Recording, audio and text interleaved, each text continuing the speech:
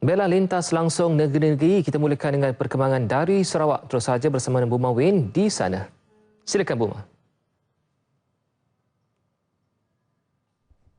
Terima kasih Taufik di Angkasa Puri. Salam sejahtera dan salam sehati sejiwa. Perdana Menteri Datuk Seri Najib Tun Razak dan isteri Datin Seri Rosmah Mansor tiba di Bandar Bintulu pagi tadi bagi menghadiri sambutan Hari Malaysia Peringkat Kebangsaan yang akan diadakan di tapak lapangan terbang lama Bintulu malam ini. Pesawat khas yang membawa Datuk Seri Najib dan isteri mendarat di lapangan terbang Bintulu pada pukul 11.20 pagi. Hadir menyambut ketibaan beliau dan isteri ialah Timbalan Ketua Menteri Tan Sri Dato' Amar Dr. James Jemut Masing selaku Menteri yang bertanggungjawab terhadap sambutan Hari Malaysia, Menteri Muda Urbanisasi Datuk Talib Zul Philip dan Ahli Parlimen Bintulu Datuk Sri Teong Keng Sing. Beliau kemudiannya menyertai umat Islam di sekitar Bintulu bagi menunaikan solat Jumaat di Masjid Asy-Syakirin. Sementara itu, pemimpin masyarakat di Bintulu amat teruja dengan kehadiran pemimpin nombor satu negara itu. Ini merupakan kali kedua Datuk Seri Najib sebagai Perdana Menteri menghadiri sambutan Hari Malaysia yang juga buat kali kedua diadakan di bandar minyak dan gas itu. Ucapan terima kasihlah kepada kerajaan yang telah memberi penghormatan kepada Bintulu untuk mengadakan perayaan Hari Malaysia kali keduanya. Dan di samping itu kita amat berbangga dengan kehadiran Ketua Negara kita yang amat berhormat Perdana Menteri yang bakal kita sambut sebentar lagi, dan kita berharap harga kemerdekaan ini kita terus jaga.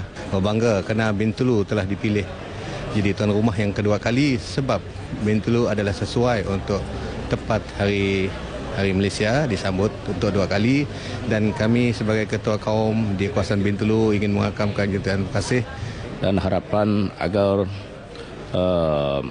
perhubungan dan kekuatan semua rakyat Malaysia kekal dan kekuatan untuk seterusnya. Perdana Menteri dan isteri akan berlepas pulang ke ibu negara selepas Majlis Hari Malaysia malam ini. Turut tidak ketinggalan mengadakan sambutan Hari Malaysia hari ini ialah Parti Rakyat Bersatu Sarawak SUPP bagi Parlimen Miri dan Sibuti. Menteri Muda Pengangkutan Darat, Udara dan Keselamatan Datuk Lee Kim Shin berkata seluruh warga negara Malaysia perlu memahami mengenai penubuhan Malaysia serta merayakan hari bersejarah ini bersama-sama. Upacara ini, naikkan bendera ini, kita akan memperkukuhkan semangat Malaysia ini dan juga akan mengingatkan rakyat semua hari ini ialah hari negara kita, Hari Malaysia. Dan kita juga mahu generasi muda kita faham dan juga tahu sejarah penubuhan Malaysia dengan tepat. Katanya dalam sebuah negara yang majmuk, perpaduan dan keharmonian amat penting dan perhatian perlu diberikan terhadap perpaduan dalam kalangan rakyat berbilang bangsa di negara ini. Beliau turut menyuruh rakyat Malaysia dan Sarawak khususnya agar terus memperkukuhkan keharmonian yang sedia ada dan tidak membenarkan pihak yang membawa pengaruh negatif merosakkannya. Ujarnya lagi, SUPP akan sentiasa memberi sokongan padu dan penuh kepada kerajaan negeri dan kepimpinan Ketua Menteri untuk menentukan segala hak dan kepentingan serta syarat yang termaktub dalam Perjanjian Malaysia 1963 itu dipatuhi. Upacara ringkas dan penuh bermakna yang diiringi lagu negaraku itu dihadiri lebih kurang 100 orang ahli SUPP. Di Sibu, sambutan Hari Malaysia turut diraikan oleh ahli-ahli Persatuan Aktiviti Warga Emas Pawai bahagian Sibu. Bertempat di perkarangan Dewan Lakis Sibu, sambutan Hari Malaysia diserikan dengan pelbagai aktiviti yang disertai kira-kira 100 orang ahli persatuan itu. Antara aktiviti yang diadakan termasuk senam robik, pertandingan mewarna untuk ahli yang berusia 60 tahun ke atas dan aktiviti sukaneka terbuka. Menurut pengerusi Pawai bahagian Sibu, Haji Abang Hashim Abang Zainuddin, Pawai Sibu kini mempunyai seramai 525 ahli yang terdiri dari pelbagai kaum di Sibu, iaitu Melayu, Melanau, Iban dan Cina. Sebagai pengerusi persatuan, beliau mahukan ahli-ahli persatuan mengisi masa lapang mereka dengan mengikuti aktiviti-aktiviti yang diadakan agar mereka tidak ketinggalan. Biar kita ngembak sidak, kita pada dengannya, kita adakan Hari Malaysia. Harapan saya semoga Malaysia hidup aman, damai, sejahtera dari generasi yang foundation dodok mari sehinggalah generasi yang akan datang. Sementara itu, Timbalan Pengerusi Majlis Perbandaran Sibu, Hajah Rogayah Haji Jemain, menyeru ahli-ahli pawai Sibu agar tidak menjadikan faktor usia sebagai penghalang kepada mereka terus bergiat aktif dalam aktiviti persatuan. Katanya dengan melibatkan diri dalam berpersatuan, ia akan mengeratkan lagi hubungan silaturahim di antara mereka. Hasrat Sarawak menjadi negeri yang maju menjelang 2030 akan direalisasikan melalui Pelan Pertumbuhan Ekonomi. Melalui teras utama Pelan Transformasi Sosio-Ekonomi Sarawak (SETP), ia akan membolehkan negeri ini menjana pendapatan serta mengurangkan jurang pendapatan antara kawasan bandar dan luar bandar. Ikuti laporan Azimah Kasim. Pembentangan SETP oleh Ketua Menteri Datuk Patinggi Tan Sri Adnan Satem bukan hanya untuk jangka pendek tetapi menjangkaui 3 rancangan Malaysia iaitu Rancangan Malaysia ke-11, 12 dan 13. 5 teras utama komprehensif yang menjadi fokus Pelan Transformasi Sosio-Ekonomi Sarawak SETP iaitu pertumbuhan ekonomi, pembangunan semula kawasan bandar, pembangunan sosial, pembangunan alam sekitar dan pembangunan transformasi luar bandar. Selain itu, fokus turut diberikan terhadap usaha mengurangkan jurang pendapatan penduduk dan isi rumah kawasan luar bandar. Ini kerana hampir 50% daripada penduduk di negeri ini masih tinggal di kawasan luar bandar dan jurang pendapatan isi rumah antara bandar dan luar bandar masih jauh. Kadar pertumbuhan ekonomi di negeri ini juga perlu ditingkatkan dengan memberi fokus terhadap pembangunan memandangkan Sarawak kini hanya mencapai 4 sehingga 5%.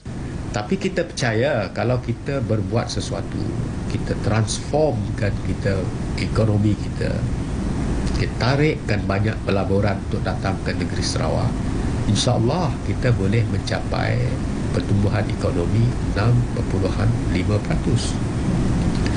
Selain itu, pelbagai sektor juga turut ditekankan seperti bidang ekonomi, industri pembuatan, pertanian, pelancongan dan perkhidmatan. Ini akan meningkatkan nilai tambah ekonomi negeri ke arah mencapai status negeri maju menjelang 2030. Belia di daerah Lunduk perlu bekerjasama dengan kerajaan bagi membentuk pembangunan yang lestari di daerah itu agar ia tidak menjadi pekan hantu. Adun Opar Datuk Ranum Mina berkata dengan potensi daerah itu terutama dalam sektor pelancongan, beliau mahu anak tempatan memainkan peranan bagi menghidupkan sumber ekonominya. Dulu kalau orang Sarawak rusif, tapi kenapa kita yang ada pusu, ada sebagainya, si dapat membuat ia. Budu pada daya rusif sebenarnya. Bercakap pada program Y at Bazaar di Lunduk hari ini, beliau berkata ia pasti akan memberi impak yang besar terhadap sosioekonomi di kawasan pesisiran pantai itu. Katanya antara yang boleh dilakukan ialah menghasilkan produk hiliran termasuk produk-produk makanan tempatan. Antara produk yang terkenal di pekan itu ialah keropok ikan serta kuih-kuih tradisional. Lebih 100 gerai makanan dan produk tempatan terlibat pada program sehari ini. Malam Cowboy, Country and Western merupakan antara tarikan yang menanti pengunjung ke Pesta Seniawan yang akan diadakan di Pekan Seniawan Pau esok. Menurut pengerusi penganjur Kapitan Liu Jiufeng, selain itu lebih 60 aktiviti serta acara telah disusun atur pada pesta yang akan berakhir Ahad ini.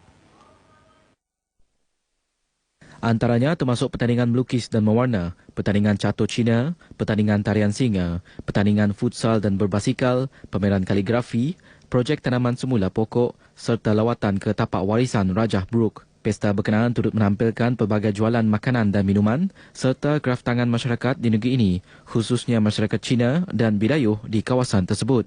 Kapitan Liu berkata, pesta bertujuan untuk mempromosi Pekan Seniawan kepada masyarakat luar dan pelancong selain menangkis persepsi orang ramai bahawa Pekan Seniawan pekan orang tua. So now we promoting our old town is a very good heritage site, right? So this might be one of the tourist attraction point lah. So we hope that to attract more people to come in here, of course to spend here lah. Bercakap kepada RTM di Bau, beliau juga berharap kerajaan negeri mempertimbangkan pesta ini dijadikan sebagai acara tahunan. Pekan Seniawan merupakan antara pekan yang tertua di negeri ini, berusia lebih 100 tahun dengan 48 buah kedai yang kelihatan seperti pekan koboi serta didiami oleh majoriti kaum Cina. Setakat ini dahulu sumbangan berita dari Sarawak untuk Lintas Langsung at 5 petang ini. Untuk berita seterusnya kembali bersama Taufik di Angkasa Puri. Silakan.